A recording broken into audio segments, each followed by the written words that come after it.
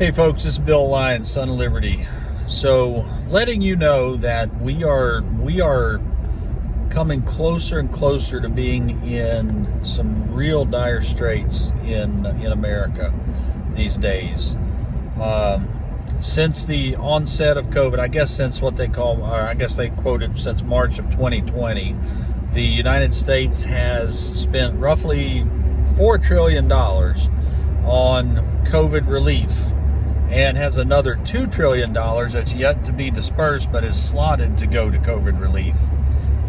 Having said that, there are an estimated 37% fewer small businesses now than there were at the onset of COVID. So, just looking at it from a financial aspect, the U.S. has gone into debt, $6 trillion, plus probably the extra $1 trillion a year that we normally go into. So the U.S. is going deeper and deeper in debt. And the results is that you still have roughly a third less small business at the end of this thing. And we're getting ready to go back down the rabbit hole of closing down businesses and restricting people and that sort of thing. You know, you can look at the news reports and the suggestions and stuff. They're already gearing up to do it again.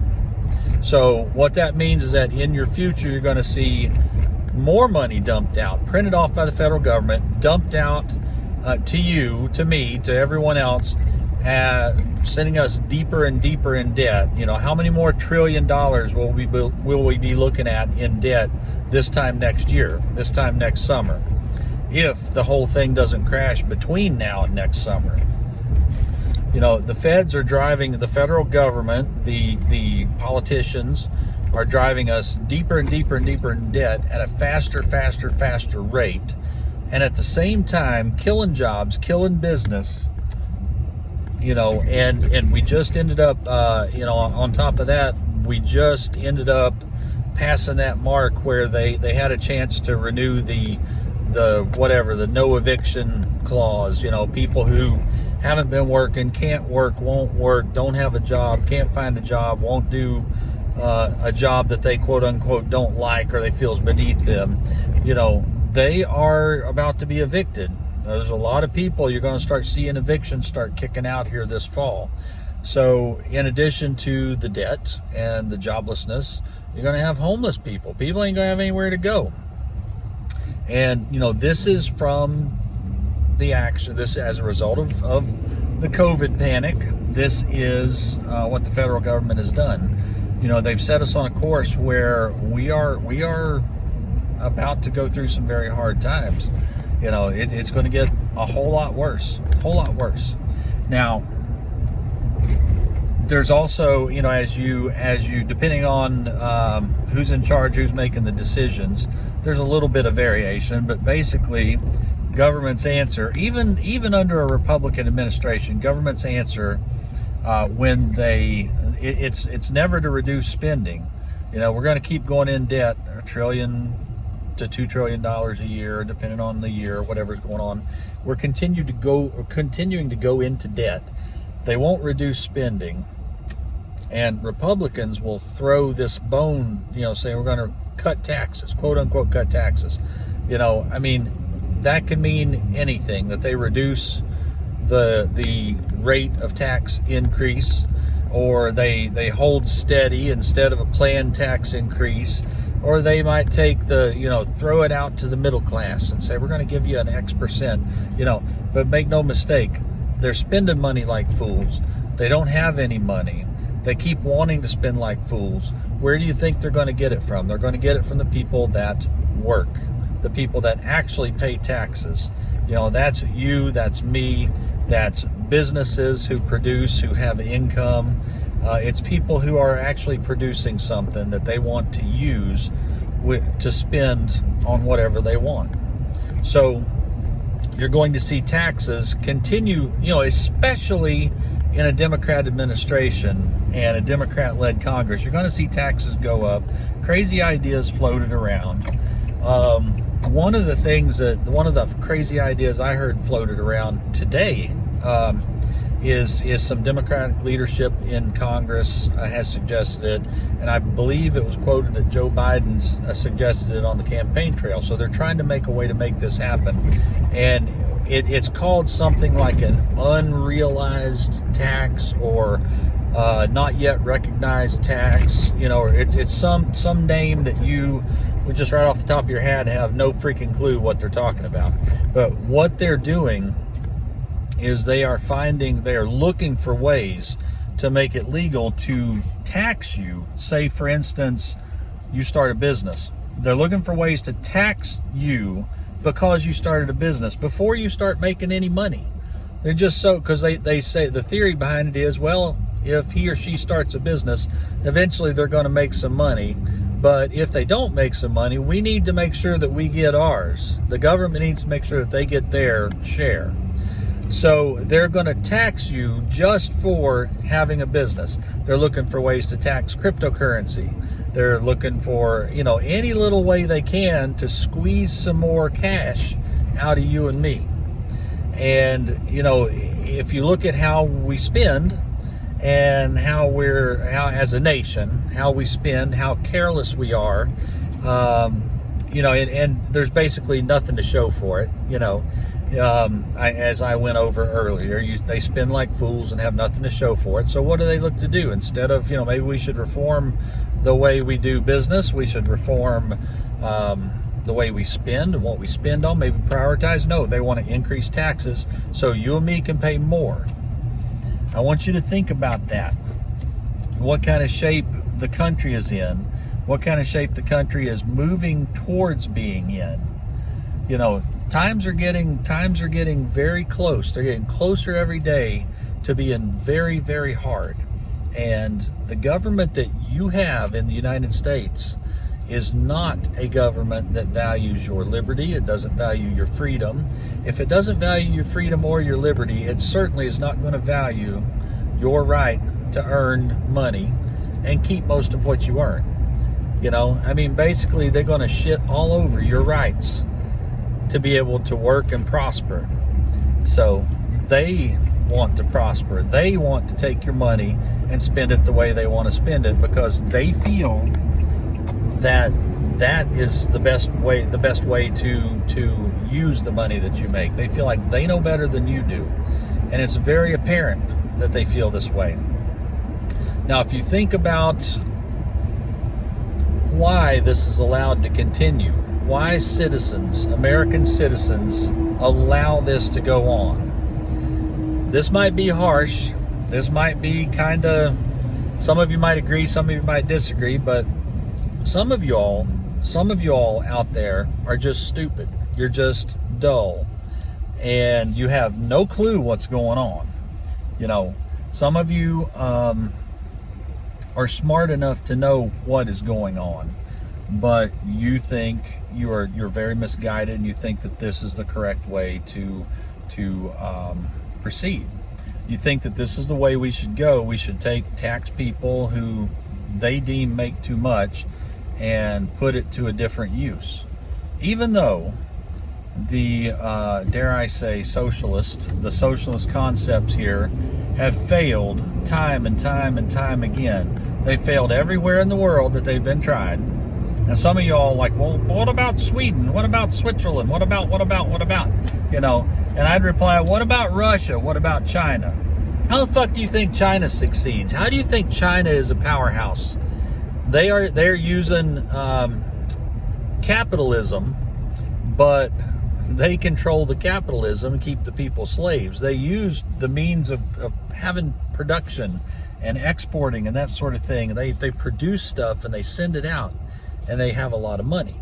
Now, the difference in China and the way they do things and the way America used to do things is the Americans would let private business make the money, expand, control their own money, paying a share to the government, but they were in charge of their own destinies, their own lives. Now that is fading out rapidly. So we're in a situation here where your freedom, your liberty is being squeezed, your pocketbooks are being squeezed, and you have people that you continue to elect again and again and again. And I'm not just talking about Democrats, people. I'm talking about Republicans too. You know, I would say 98% of Democrats that are elected are worthless as tits on a boar hog. And they're not only just worthless, they're toxic. They're toxic to your liberty and toxic to your freedom. And I would say probably 75%, just off the top of my head, of Republicans that are elected are worthless as tits on a boar hog. And they have their best interest at heart. They don't have yours, they don't have the country's. But we keep electing them. We keep putting them right back up there, right back in office, whether that's locally or whether that's nationally. We have them put back in office, and they do absolutely nothing to help you. They can't even leave you alone to prosper, to work and prosper. They can't even leave you alone with that. You know, some examples that I've seen over the course of my life is I've seen Durham, North Carolina taxed your roof size. They put a tax on how big your roof was to help them cover the cost of sewers to catch your rainwater and move your rainwater to a plant or out of the city. So you're taxed on the size of your roof. I've seen states that your income tax refund from, let's say 2020, you get an income tax refund, and 2021 you go to file your taxes and they say, well, it says here that you got $586 from tax refund in 2020, so that's taxable income this year too. Except last year it was included in 2020's taxes, and you already paid tax on that money and you got a refund. So you're being taxed twice on it. You know, you have tax on your vehicle, tax on groceries in most states, tax on fuel, they tax you everywhere down the road, and they are taking so much of your money. And, you know, most people, if you're not the first group that I mentioned, just stupid, and, you know, you're clueless, and you're hardly awake, and you're not in group 2, which has more of a, so let's share everything, and, you know, like the socialism sort of mindset. You know, Bill shouldn't have more than Jim, so we have to take some of more Bill stuff to give to Jim, you know, that sort of thing. Group 3 is the people who aren't really, if you were paying attention, you probably wouldn't like it, but people don't pay attention. They don't care because they can still go to the store and basically get what they want. They can afford what they want. They can get gasoline, and they can get in their vehicle, and they can drive pretty much unobstructed wherever they want to go. You want to go out and party, you can go party. You want to go to a ball game, you can go to a ball game. You know, you're pretty much left to roam, sort of free. So these people are just asleep. They don't pay attention. They don't know how much. They don't care how much tax is being taken out, because they can still do their thing. And then the fourth group is the ones who are awake and don't like what they're seeing, and, you know, they're kind of trying to wake other people up and say, y'all need to pay attention to this. You know, I'm in that group. I don't like what I'm seeing. I don't, you know, if you ask most people with my mindset, you know, I don't think that we shouldn't have to pay taxes, or, you know, that we shouldn't have laws in place, or any, you know, I mean, I don't believe that. I'm not one of those guys. You know, understand that some taxes are a reality. You know, you have to have roads, and you have to have a functional government, and you have to have police and fire departments and a military, and, you know, I mean, those things need to be done. You know, so we have to supply the federal government with the means to keep those things running, you know. But where we're going, folks, this is not taking care of the basics and letting people do the best they can. It's not letting people prosper. You know, you're being squeezed, you're being drained, and they are entitled. They feel entitled to drain you at will. So, really hard, some hard times are coming, some very hard choices are coming. And, I saw the point made a few weeks ago. I heard someone giving a little lecture, and he said, look at how people react on Black Friday. I think it's Black Friday, after Thanksgiving, when they get big good deals on Christmas gifts. You go get a TV really cheap or something. Look how they go in there and act like fools, absolute fools. How do you think those kinds of people, or even reasonable people, are going to act when there's supply chain disruptions and you're not sure where your next meal's coming from because they haven't prepared, or you don't have fuel for your vehicle? How do you think those people are going, if they act that crazy over a television set, over a cheap TV, they fight each other. Some people, it seems like every year, somebody gets shot, somebody gets stabbed, people get arrested, fighting over cheap items in Walmart. How do you think they're going to act? How do you think they're going to react when there's no food? When the grocery shelves are empty, or you're sitting in line at a gas station that's empty, they're going to go nuts. And the time's coming. The time's coming when this is going to happen. In addition to people being kind of asleep, most people being asleep, I guess, there's a sense of entitlement because nothing's hard these days. There's always a safety net. So there's a sense of entitlement with Americans. You feel like you just, why I should have some gas. I deserve gas. I deserve cheap gas. I deserve to have a nice place to stay. I deserve to have money. I deserve to have a meal. If I want to go somewhere to eat, I deserve to eat it. People have this sense of entitlement. And, and when they can't afford it anymore, or when the supplies just aren't there, or when things just continue to spiral downward like they are, that sense of entitlement is still going to be there for a lot of people. Most people are not going to know how to adjust and say, times just got hard, I'm going to eat mac and cheese today. They're not going to be able to do that.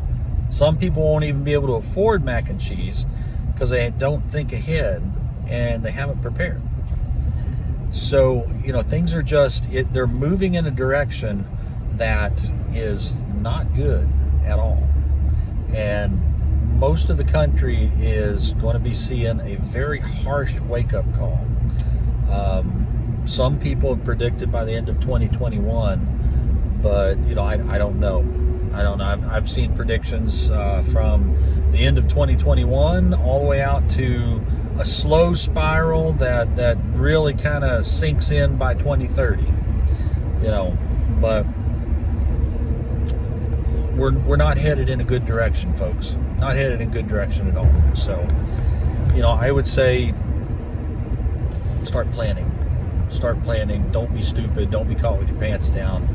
If shit all hits the fan, don't be caught unprepared. And wake up and understand what's going on around you. This is Bill Lyons. God bless you. God bless America.